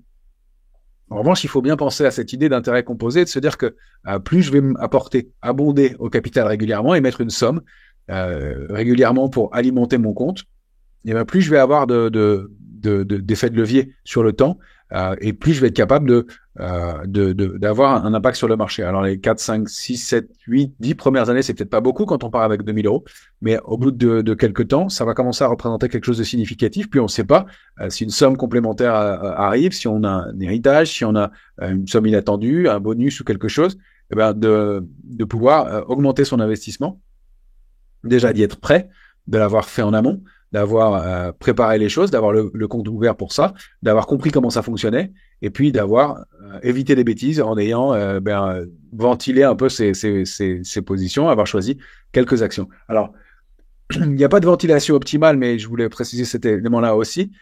Si on en met trop, on risque de pas avoir de performance. Si on n'en met pas assez, on est trop exposé. Alors, on dit que une moyenne, mais encore une fois, c'est à ajuster en fonction du profil de chacun, de la connaissance de chacun. Avoir une dizaine de valeurs qu'on connaît bien dans son portefeuille, c'est pas mal. Et peut-être d'être investi sur 7 de ces 10 valeurs en permanence, c'est une bonne moyenne. C'est ce qu'on dit depuis longtemps en bourse pour voilà une ventilation normale. Il y en a qui vont dire qu'ils en ont 20 ou 30, et c'est très bien comme ça. Voilà. Après, si ça dépend aussi de son capital. Si j'ai 10 000 euros et que j'ai 100 actions dans mon portefeuille, je vais avoir un problème. Je ne peux pas pouvoir faire de performance. Si elles sont réparties de la même façon, je ne vais pas pouvoir faire de performance. Donc, si j'ai 50 millions d'euros, il est possible que j'investisse sur plus de titres et que j'ai une ventilation qui soit différente. Donc, il y a ça aussi qui est à prendre en compte en fonction de la ventilation. Mais un point de repère, c'est de se dire, voilà, j'investis sur quelques actions que je connais bien et il ne faut pas que j'en ai 70, ça va être trop. Il ne faut pas que j'en ai 3, ça va pas être assez. Alors, quand je dis ça, je mets toujours un bémol. Il y en a dont c'est le métier et qui vont très bien connaître telle et telle action et qui vont se dire c'est celle-là qu'il faut et ils vont avoir tout à fait raison et ils vont les conserver sur le long terme et ce sera le bon choix. Maintenant, encore une fois, il faut être capable de supporter de la volatilité et un risque qui est accru dans ce cas-là. Ouais, ah, c'est un très bon conseil. Euh, je parlais du PEA parce que ça fait écho aussi à une autre thématique que je veux qu'on aborde ensemble, parce que c'est très lié à la défense, qui est la question du patriotisme. Parce qu'on pourrait se dire, bon, le PEA est fait pour ça, pour accentuer un peu de force le patriotisme, pour dire aux Français, investissez en France, et en tout cas en Europe et dans les valeurs françaises. Le secteur de l'armement, c'est aussi quelque chose qui est très stratégique et très patriotique. Est-ce que toi, tu as remarqué justement dans tous ces nouveaux actes, enfin ces nouveaux ménages qui se lancent dans l'investissement, qui investissent dans des valeurs, est-ce qu'il y a ce critère-là ou est-ce que c'est assez marginal? Parce qu'on pourrait se dire que euh, l'armée française, enfin, en tout cas les industries françaises en 2023 étaient un peu un mauvais exemple. Ça a été, il y a eu moins de ventes d'armement, mais en tout cas les valeurs défense françaises sont quand même bien défendues. Est-ce que ça fait partie des attraits pour investir dans des Thales, Safran, Dassault, Airbus, etc. Ou pas forcément? Je vais pas dire de bêtises, je ne sais pas ce qui motive les investissements de chacun. Je pense que selon la sensibilité de chacun, ça va changer. Je pense qu'il y a effectivement ce mélange entre le biais patriotique, de se dire je préfère investir mon argent chez moi sur mon marché local. Je pense que ça a une valeur. Je pense que ça a aussi ce biais dont on parlait de familiarité et de se dire bah, Airbus, je connais. Voilà. Un constructeur d'avions alors je peux pas dire Boeing parce que bon déjà ça se porte moins bien que qu'Airbus, mais un constructeur d'avions d'un pays étranger peu connu, je vais avoir plus de mal à aller investir dessus, à tort ou à raison, mais je pense qu'il y a ce côté familiarité qui est important aussi. Maintenant, oui, ça peut être une des valeurs prises en compte et une des prises, enfin un des choix, une des prises de décision d'aller choisir des titres sur lesquels on veut encore une fois se poser comme un investisseur et comme un côté patriote. Et c'est le principe et le but à la base d'être patriote ou pas, en tout cas de participer au développement d'une société et à son évolution. Donc oui, bien sûr, ça peut être un des critères. Je ne saurais pas dire si cette nouvelle génération l'a choisi comme ça. J'ai entendu des gens dire oui, j'investis sur Pernod Ricard parce que bah voilà. Dans des temps difficiles pendant le Covid, les gens vont plus boire d'alcool et donc voilà. Est-ce que c'est un côté très patriote? Je sais pas. C'est plus un raisonnement peut-être de bon sens, en tout cas de plus lié à un contexte et un choix personnel. Je pense qu'il y a effectivement des gens qui vont investir dans ces domaines-là de façon très sérieuse et se dire voilà, Safran, Thales, sont des blockbusters. Ça fait des années, ne serait-ce que le développement, le cours de bourse, l'évolution du chiffre d'affaires est en constante progression. Ça fait partie des choses solides et tangibles dans lesquelles j'ai envie d'investir. Alors c'est moins sexy, moins motivant à 2 ou 3 ans peut-être que beaucoup de valeurs sur lesquelles on va se dire ah, je peux faire beaucoup plus. En même temps, c'est peut-être des choses plus lissées et plus solides. Ça va dépendre des sensibilités de chacun. Pour être honnête, je suis pas sûr que tout le monde soit très valeur, etc. Quand on investit, il faut quand même dire que c'est son patrimoine et son capital qu'on défend. Qu'on veuille l'envoyer plus dans telle ou telle direction, c'est sûr. Moi, j'ai entendu beaucoup de choses sur Total à l'époque. On disait Total, c'est pas une valeur propre, etc. quand le cours de bourse a commencé à monter, il y a beaucoup de gens qui s'y sont intéressés et on a changé d'avis sur le discours et de discours en disant oui, mais la transition énergétique se fera pas sans Total. C'était mon discours depuis le début. Moi, j'avais dit de toute façon, ce sera pas sans les gros acteurs que on évoluera et c'est eux qui pourront aider, qui auront les moyens de financer la transition énergétique. Donc, soyons pas de mauvaise foi, etc.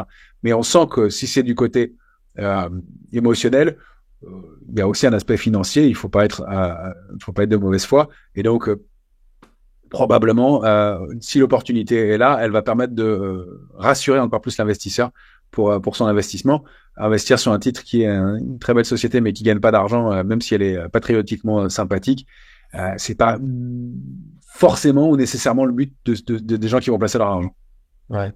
Oui, c'est un peu de la même façon le côté éthique de l'industrie de l'armement qui, voilà, acheter des valeurs, enfin, promouvoir une activité d'armement, c'était quand même pas si bien vu que ça jusqu'à il y a pas si longtemps. La guerre en Ukraine a rebattu un peu les cartes. Donc, Exactement. mm, Ouais, tout à fait. Il y a effectivement cet aspect-là, et bah c'est un très bon exemple.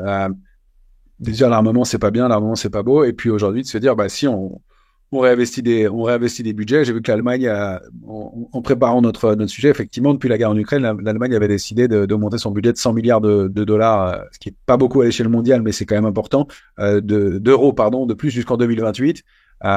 Sachant que bah, le budget mondial, enfin ce qui a été alloué à l'armement en 2023, c'était de 2500 milliards, en un peu moins. Donc il y a effectivement des changements de position et gouvernementale et puis des investisseurs selon les événements et on a tendance humainement à avoir ces fameux biais et de se dire je vais agir de telle ou telle façon selon bah, ce qui va se passer et selon le risque aussi et voilà donc il y a en effet un côté un aspect émotionnel qui va rentrer en compte. Il faut le prendre aussi en compte pour soi et puis il faut le prendre en compte dans son choix d'investissement et de se dire tiens, comme tu le dis, il y a plus de 50 conflits mondiaux armés dans le monde en ce moment. L'investissement dans le secteur est peut-être une chose pas idiote. Encore une fois, quelle société je choisis pour le faire, pourquoi et qu'est-ce que je vais défendre et qu'est-ce qu'il y a derrière. Et c'est là charge d'un investisseur de se poser les bonnes questions et d'aller regarder les sociétés dans quelle société elle investit et pour quelle raison. mhm. Et à contrario, il y a toujours des contre-exemples qui montrent que des choses qui sont. Tu vois, par exemple, quand on a travaillé sur le supplément pour essayer de lister un peu les valeurs clés du secteur et montrer celles qui sont intéressantes, on a fait face au cas de Atos, qui en fait sur le papier est juste incroyable parce que carnet d'adresses presque plein, même sur les JO, on a pu voir le logo Atos, c'est pas pour rien, c'est parce que c'est eux qui gèrent aussi la partie cyberdéfense, une partie de la cyberdéfense en France, avec des données sensibles, etc. Et pourtant, une entreprise qui vaut plus rien en bourse, qui a été, qui s'est complètement effondrée et on voit mal comment ça pourrait remonter en termes de capitalisation. Comment tu l'expliques, toi? Bah, il y a effectivement cet aspect-là. Il y a l'aspect comptable, il y a l'aspect vie d'une société. Elle a un savoir-faire qui est crucial pour la France. Hein. C'est quelque chose qui probablement ne sera pas abandonné par le gouvernement français. Il y a ça aussi. Ça peut être un avantage, mais ça peut être un inconvénient. C'est-à-dire qu'on ne laissera pas un investisseur étranger rentrer trop au capital d'une société qui est importante pour la sécurité française, le savoir-faire, la technologie. Et puis en même temps, bah, il y a les contraintes d'une entreprise. Il faut qu'elle soit rentable, qu'elle gagne de l'argent, et il faut que, encore une fois, pas parce qu'elle a un savoir-faire et une technologie qui sont importantes, que elle peut faire face à ses coûts et à ses difficultés financières. Donc c'est un très bon exemple de savoir-faire, de maîtrise et pourtant de crash boursier caractérisé, dans lequel on avait du mal à croire même en se disant que bah, plus elle baissait, plus ce serait une opportunité. Et puis bah, finalement, voilà. Il y a aussi l'aspect spéculatif sur le sujet qu'il faut pas négliger. La spéculation autorise ou permet de travailler à la baisse et gagner de l'argent avec la baisse d'une entreprise. Et il y a des fonds qui ont travaillé et gagné de l'argent sur la baisse d'Atos et qui se sont positionnés ce qu'on appelle vendeurs à découvert et qui ont appuyé sur ce mouvement-là. Alors, est-ce que c'est bien, mal c'est toujours ce dilemme dans ces questions-là. Il y en a qui vont te dire que c'est pas bien de pouvoir enfoncer le clou d'une société qui se comporte, qui a pas viable financièrement, et que donc, bah, si elle devait de toute façon déposer le bilan, qu'il l'ait accentué, ça change rien. Et puis, enfin, c'est pas bien. Et puis il y en a qui vont dire que de toute façon, elle allait baisser et que bah, ça permet de repérer les des sociétés malades et de pas les laisser continuer à vivre. Voilà. Bon, le dilemme est un peu délicat là-dessus. C'est pas mon rôle, mon but de le trancher. Chacun fera son tri là-dedans. Mais il y a effectivement des cas comme cela où on a un fleuron de l'industrie française qui est, en tout cas, en termes de cybersécurité, pour une partie de son activité, un fleuron de l'industrie française, mais qui a manifestement est une entreprise et a pas bien pris certains virages. Le marché la sanctionne violemment et effectivement, même si elle peut remonter un jour, ça va pas être tout de suite de retrouver des cours et des valorisations importantes, c'est certain. D'autant plus qu'à un moment, il y a des impacts financiers, c'est-à-dire qu'elle va devoir faire appel à des financements extérieurs, ce qui va diluer l'actionnariat actuel, ce qui fait que même si elle repartait en termes d'activité, la part du gâteau, il y a plus de parts avec le même gâteau, et donc par définition, le gain sera moindre à la fin. Même si elle repartait, ça mettra beaucoup de temps avant de revoir des cours et certains niveaux de prix.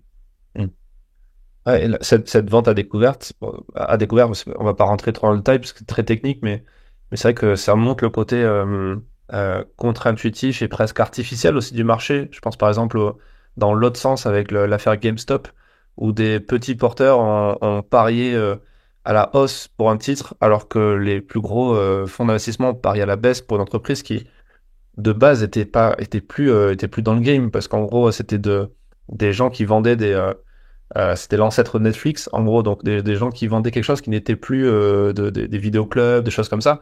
Donc ou dans c'était des jeux vidéo, mais jeux vidéo Ouais. dans le même délire. Des jeux vidéo et des vidéoclubs, ouais. C'est ça. Et donc du coup, et c'est parce qu'il y a des petits porteurs qui ont créé une communauté, qui ont artificiellement fait gonfler le titre, bon, en faisant croire aussi à la spéculation et en jouant sur le côté avarice beaucoup des gens, plus que sur le côté communautaire peut-être, en tout cas sur la fin. Et ça montre le côté artificiel aussi du marché. Ça, c'est Alors, artificiel, oui et non, parce que ça n'a pas été artificiel pour le fonds qui a perdu, et puis ça n'a pas été artificiel non plus. On présente cette histoire de GameStop, elle est intéressante comme la victoire de Main Street contre Wall Street. On dit que c'est les petits qui ont gagné contre les gros. J'aime pas complètement cette présentation des choses. Pourquoi? Parce que c'est pas vrai. Qu'est-ce qui s'est passé? Il y a quelques-uns qui ont beaucoup gagné là-dessus, en profitant du côté communautaire des réseaux sociaux et en disant achetez-en, on va être tellement fort qu'on va la faire remonter et qu'on va faire sauter les vendeurs. C'était vrai. Sauf que pour acheter, il faut qu'il y ait des derniers acheteurs. Donc il y a ceux qui étaient vendeurs à découvert. Le mécanisme de la vente à découvert, il est un peu compliqué, mais c'est qu'on peut commencer par vendre une action qu'on va racheter moins cher. Si je vends à 10 et que je rachète à 5, et ben je gagne les 5. En bourse, on peut le faire sur certaines actions, et c'était le cas sur cette action-là. Il y a effectivement ceux qui étaient vendeurs et qui se sont dit, moi j'ai vendu à tel prix, maintenant je suis obligé de racheter mon action parce que je suis perdant et que voilà. Mais il y a eu aussi tous les particuliers qui se sont fait avoir dans cette histoire-là et qui ont acheté l'action GameStop hyper cher, et que quand l'aspect spéculatif s'est terminé, elle est redescendue après être montée à je sais plus combien, je pourrais te dire, mais quand GameStop elle est montée à 65, il y en a qui ont acheté l'action à 65, sauf qu'aujourd'hui elle vaut 20. Donc il y a des particuliers qui l'ont acheté à ce prix-là à l'époque et qui se retrouvent aujourd'hui avec plus rien du tout. Avec un tiers de ce qu'ils ont acheté. Donc il y a le côté spéculation, il y a le côté risque, il y a le fait qu'effectivement il y a un fonds qui se soit retrouvé coincé, qui était obligé de déboucler ses positions, qui a perdu, j'ai plus les chiffres en tête, mais je crois que c'était 5 ou 6 milliards de dollars. Sauf que lui, il a appelé un copain et dans les jours qui ont suivi, ils l'ont renfloué pour qu'il puisse assumer ses pertes. Je suis pas sûr que les particuliers qui ont participé à ce mouvement haussier, eux, aient pu être aidés pour éponger leurs pertes latentes sur le titre et espérer qu'un jour revoir leur cours bien au-delà de la perte actuelle. Donc, je suis mitigé sur cette idée-là. En tout cas, oui, ça existe dans les deux sens. Et effectivement, c'était une société qui était moribonde, qui vend plus rien, mais elle a eu cet aspect spéculatif qui a alimenté. Donc, il y a, oui, ça aussi dans le marché. Il y a l'aspect émotionnel, il y a l'aspect spéculatif. Ça peut être utilisé, encore une fois, pour le trading, pour la spéculation, pour tout ça, pourquoi pas. Pour un investisseur, il faut se tenir hors de ces dossiers-là, quel que soit le truc. Alors, s'ils ont repéré un coup à faire et avec une petite partie de leur capital de participer à un mouvement et que c'est quelque chose qui est fait en maîtrisant son risque, pourquoi pas. Pour le reste, c'est pas les histoires brillantes de la bourse, c'est pas les choses les plus sympas. Je préfère entendre des histoires comme des actionnaires qui ont participé à des développements de très belles sociétés sur le long terme et qui gagnent de l'argent et qui ont permis à des boîtes de développer de beaux projets, de créer de nouvelles choses intelligentes et qui ont permis de faire évoluer la société de façon de bon sens et d'aider et d'aider à l'amélioration de la qualité de vie et du partage et de chacun. Ouais. Alors, peut-être une dernière question sur maintenant que tu nous as donné pas mal d'éléments, je pense qu'il y a plein de gens qui y voient plus clair dans cette jungle, parce qu'au début, ça ressemble un peu à une jungle quand on connaît pas le truc. Euh, c'est- Aujourd'hui, les cours de la bourse sont quand même assez hauts, mine de rien. Bon, ça a un peu baissé avec ce qui s'est passé un peu au Japon, mais c'est quand même, je pense, à des grosses valeurs. Tu parlais du Nasdaq ou du S&P 500, des boîtes comme Nvidia qui sont un peu, qui cristallisent toute la hype qu'il y a autour de l'IA. Quand on voit la courbe, on se dit, est-ce que ça vaut le coup de rentrer quand c'est quand même tout en haut? Ça aussi, c'est un biais, ou en tout cas, psychologiquement, c'est pas si simple parce qu'on se dit, ce serait peut-être mieux d'acheter quand c'est bas ou quand ça va se casser la figure. En gros, concrètement, tu penses que quelqu'un, aujourd'hui, quelqu'un qui nous écoute, un auditeur qui a un peu d'argent, qui se dit, OK, cet argent pendant 5 ans, je veux le placer quelque part, mais sur des valeurs qui aujourd'hui sont très hautes. Je pense par exemple à du Lockheed Martin ou du Palantir, des choses comme ça on sait qu'en plus, les carnets d'adresse, les carnets de commandes sont pleins. Ça va pas s'arrêter tout de suite, ou en tout cas, la logique voudrait pas que ça s'arrête. Bah, est-ce qu'il faut quand même y aller? Ou est-ce qu'il faut attendre ce moment où il y a cette bougie rouge qui arrive? Alors, je vais essayer de te répondre. C'est une bonne question et c'est pas une question facile. Je voulais juste faire une précision. J'ai pas assez dézoomé sur le graphique de GameStop. GameStop, elle était montée jusqu'à 120.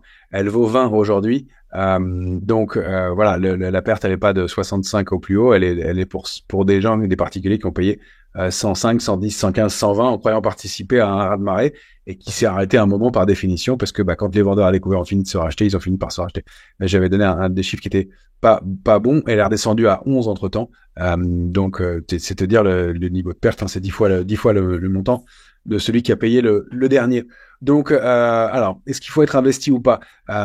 C'est toujours un dilemme. Il est clair qu'il faut regarder. Moi, je pense qu'il faut faire assez simple dans ces cas-là et regarder les niveaux de prix, encore une fois, le temps qu'on a et sa sensibilité. Warren Buffett, il a dit qu'il avait fait beaucoup de liquidités dans ses portefeuilles aujourd'hui. Il gère des centaines de milliards. Il peut pas acheter des actions comme ça en 3 minutes. Quand ils achètent ou quand ils vendent, c'est sur des jours et des jours, voire des semaines. Il y a un mouvement, il y a une inertie qui est très lente. Quand un particulier va investir en bourse, il va le faire avec des sommes moindres et ça va avoir moins de temps et moins d'impact. Il faut encore une fois le faire selon sa sensibilité. Alors, est-ce que les marchés vont continuer à monter ou pas? Pour l'instant, il y a une pause en haut sur des marchés américains. Il y a une pause à mi-hauteur, enfin de niveaux plus bas, on peut dire, je parle de façon assez basique, sur les marchés CAC 40 qui est un peu plombé par le contexte politique actuel. Sur les indices européens DAX et Eurostoxx, on est plus haut. Est-ce que ça va continuer ou pas? L'histoire dit que à long terme, oui. Maintenant, pour ceux qui avaient investi en 99-2000 au moment de la bulle Internet, ils ont mis avec dividendes ou sans dividendes presque une dizaine d'années à retrouver leur cours sur le CAC 40. Donc, ça peut être le mauvais moment pour investir aussi. Donc, choisir ça, c'est toujours un dilemme, mais personne ne sait où va aller le marché. Je pense qu'il faut se faire son idée et son opinion sur le sujet. Si on trouve que c'est un peu haut, d'en investir qu'une partie et de se dire, voilà, je vais avoir encore des liquidités et une opportunité. De toute façon, on considère que sur un compte de bourse, il faut toujours garder des liquidités pour des opportunités.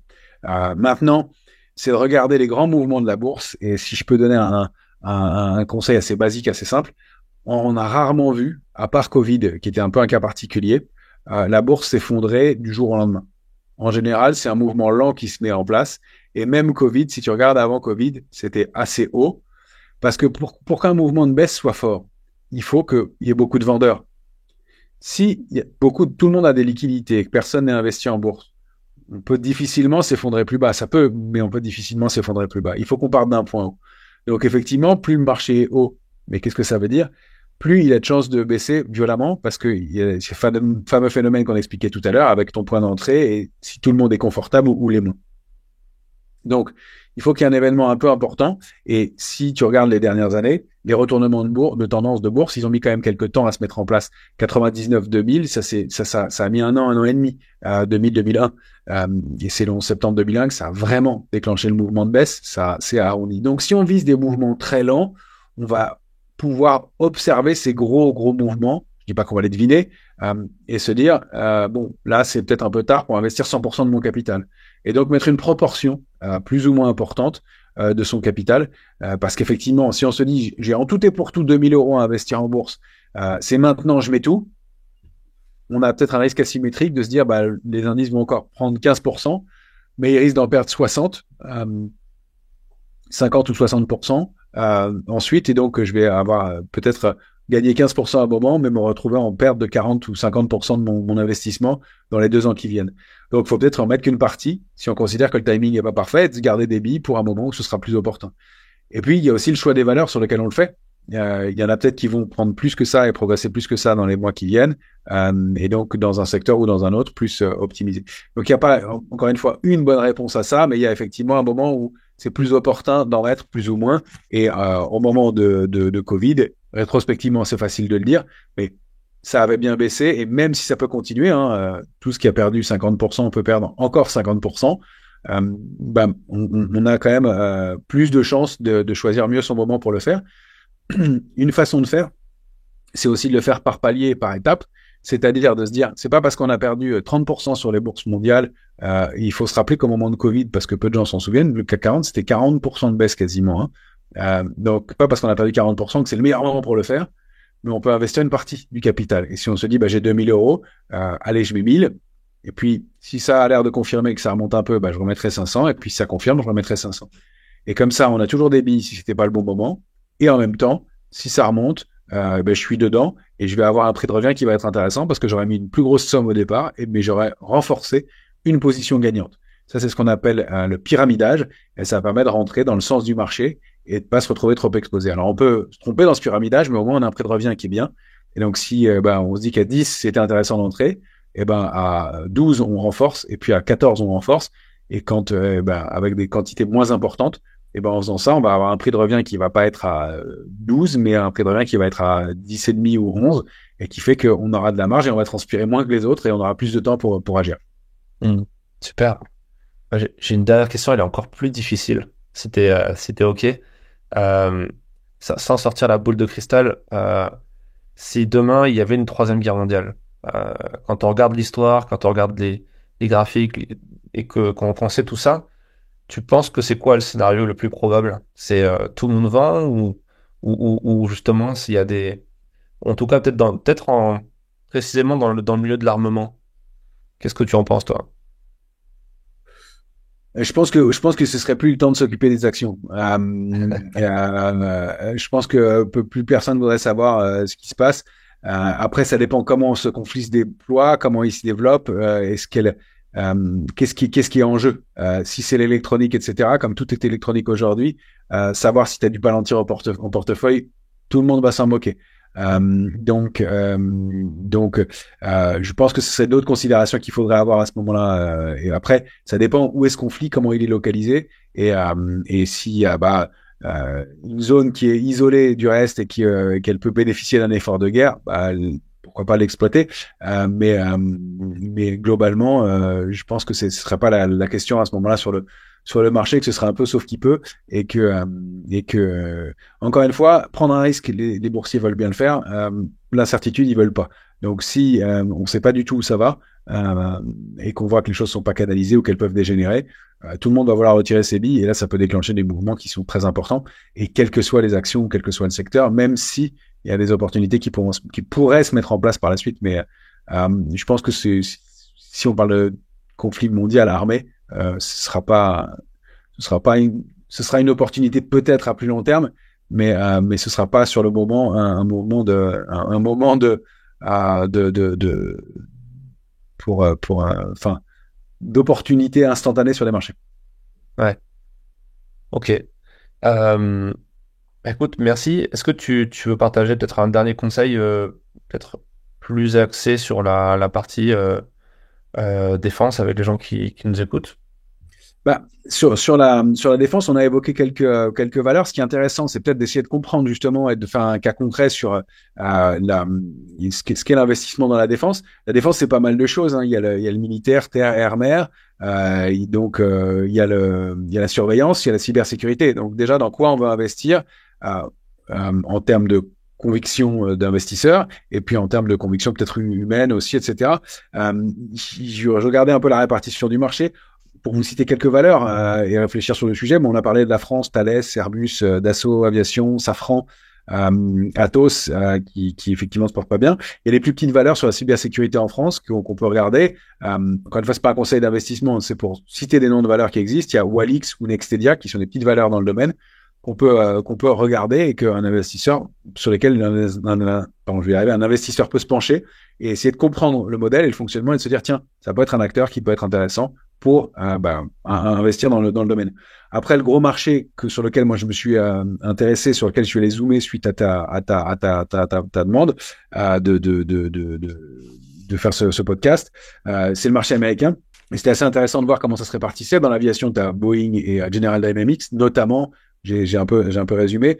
Pour les armes, il y a Lockheed Martin et Northrop Grumman, Grunham, pardon. Après, dans la cybersécurité, il y a quelques belles boîtes qui ont déjà été bien identifiées par le marché. Il y a Cloudflare, CrowdStrike, je vais y arriver, Fortinet, Palantir, Palo Alto, Zscaler, qui peuvent être des acteurs à surveiller. Dans les drones, il y a Kratos Defense, qui est intéressante aussi. Donc ça peut faire partie des valeurs à aller chercher selon ce qu'on veut, selon les secteurs. Et donc de se dire, où on peut décider de trouver un panier d'actions, un ETF sur le sujet qui va permettre de lisser la performance, donc de peut-être moins bénéficier d'une opportunité ou d'une valeur ou d'une autre, mais au moins d'avoir une ventilation dans son portefeuille. Donc ça, c'est déjà de se poser la question dans ce terme-là. Après, c'est d'essayer de les regarder individuellement et de voir ce qu'il en est. Et puis ensuite, un des derniers éléments qui me paraît important, c'est de rappeler en termes d'aspect positif, si on disait que c'est plus lissé, les risques, le risque géopolitique. Il peut y avoir des événements ou qui vont avoir une incidence positive ou négative sur le secteur. Attention, ça peut être aussi négatif, bien sûr. Politique, on peut développer ou accorder des budgets plus ou moins importants selon le secteur et le moment où l'entreprise et le gouvernement qui va passer au pouvoir, le contexte, l'Ukraine a fait que on a décidé d'attribuer et d'allouer plus de moyens à ces secteurs-là. Et la technologie, on peut être débordé technologiquement ou créer une innovation et un gap technologique par rapport aux autres. Il y a l'image, il y en a qui sont pour l'investissement dans l'armement, il y en a qui veulent des armes conventionnelles, d'autres non conventionnelles. Je sais que certains investisseurs ont refusé de travailler avec Lockheed Martin ou c'était Boeing parce qu'ils interviennent sur certaines armes qu'on considère comme non conventionnelles. Et puis à l'échec, il y a eu CrowdStrike qui a eu sa panne informatique du 19 juillet dernier, qui a été un gros trou d'air pour le cours boursier de la valeur, parce que elle a fait une mise à jour qui n'a pas fonctionné sur un système et que ça a mis en panne pas mal de ses clients. Ça peut être aussi ce risque-là technologique. Donc c'est de faire ce travail de recherche, ce travail de compréhension, d'accepter une partie du risque, mais en même temps d'y trouver peut-être des opportunités et donc de ventiler en fonction de ça son investissement. Encore une fois, peut-être pas tout mettre dans un secteur, pas de se dire c'est de la défense et c'est défensif donc j'y mets tout, mais c'est d'essayer de comprendre et d'aller ajuster, de s'intéresser à l'entreprise, à la technologie et puis encore une fois de se faire sa propre opinion. Voilà. Et puis si je devais donner un dernier conseil, c'est de se méfier du consensus. Quand tout le monde est d'accord sur quelque chose, en bourse, c'est qu'il y a un problème. Si tout le monde est d'accord, c'est que tout le monde en a acheté. Si tout le monde en a acheté, il peut pas y avoir de nouveaux acheteurs. Donc au mieux, ça peut stagner, et au pire, il y a des chances que ça baisse. Donc c'est d'essayer de trouver quelque chose de nouveau, de différent, ou d'attendre une opportunité. Mmh.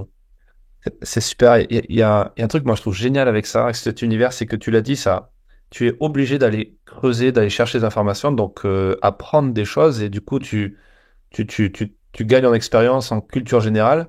Et moi, c'était un super plaisir de parler avec toi et puis de faire aussi toutes ces recherches sur toutes ces boîtes. Et c'est ce qu'on propose aujourd'hui aux lecteurs aussi bien sûr, d'aller faire leurs propres recherches, mais nous, on a essayé de leur mâcher un peu le travail en identifiant à la fois ces actions, mais enfin ces titres-là, mais aussi en expliquant un peu ce qu'ils font, ce qu'ils vendent, sur quel territoire ils interagissent. Et puis le simple fait de lire de la presse spécialisée dans le secteur de la défense et de la géopolitique te donne les clés justement pour savoir et anticiper Nous, par exemple, on a une newsletter dans laquelle on parle des marchés publics, où on explique aussi, on partage aussi les annonces quand on reçoit les communiqués de presse d'entreprises qui disent avoir signé tel ou tel contrat. Ça aussi, c'est des éléments clés pour savoir que telle ou telle boîte a des chances potentiellement que son titre progresse, ou en tout cas que des dividendes soient versés, puisque s'il y a de l'argent qui rentre, il y a de la trésorerie qui rentre, même si c'est beaucoup plus compliqué que ça, mais voilà, c'est toujours important de se documenter, d'aller chercher des sources d'informations les plus fiables possibles. Et ça, d'ailleurs, ça devient peut-être un enjeu en soi, surtout avec l'arrivée de l'IA, la désinformation, le deepfake, etc. Toutes ces Ça fait choses. partie de la défense et de la sécurité, hein. Exactement. Ouais, vraiment. Mais tout à fait. Moi, effectivement, moi, ça m'a beaucoup intéressé de réfléchir sur ce sujet, de voir quels éléments je pouvais apporter. Moi, je suis pas un spécialiste du domaine de la défense. Et puis, effectivement, en lisant votre numéro spécial, d'apprendre et de découvrir des noms d'entreprises. Tu vois, spontanément, j'ai regardé le marché français parce que c'est le marché que je connais. Ensuite, j'ai regardé le gros marché, le marché américain. Mais tout le dossier, toute la partie sur les entreprises, notamment allemandes et pourquoi pas italiennes, c'est hyper intéressant parce que c'est des noms et des acteurs du marché qui sont hyper importants et c'est des enjeux et des budgets et des enjeux humains stratégiques qui sont hyper intéressants. Et il y a effectivement une réflexion au-delà de l'investissement pur, mais effectivement de la compréhension dans l'environnement dans lequel on évolue et des noms de sociétés que je connaissais pas et que j'ai découvert avec intérêt. Donc bravo et merci de m'avoir sollicité sur le sujet. Pour moi, c'était hyper intéressant et stimulant intellectuellement au-delà de l'aspect bourse pur. Super. Merci encore, Romain, pour cet échange. Et puis, on te retrouve du coup en allumant la télé au bon Avec plaisir. Et puis sur Bourse Direct, bien entendu. Donc, merci encore. Merci à toi. Merci d'avoir écouté cet épisode jusqu'à la fin. S'il vous a plu et que vous voulez soutenir notre travail, abonnez-vous au magazine en vous rendant sur le site défense-zone.com. Et comme je le disais en introduction de cet épisode, si vous souhaitez commencer à investir avec Bourse Direct, vous pouvez passer par le lien en description. Et en vous inscrivant chez eux de notre part, vous aurez accès à nos suppléments du magazine dans lequel nous analysons les valeurs défense françaises, européennes et mondiales. Merci pour votre écoute et à très vite dans un prochain épisode du podcast.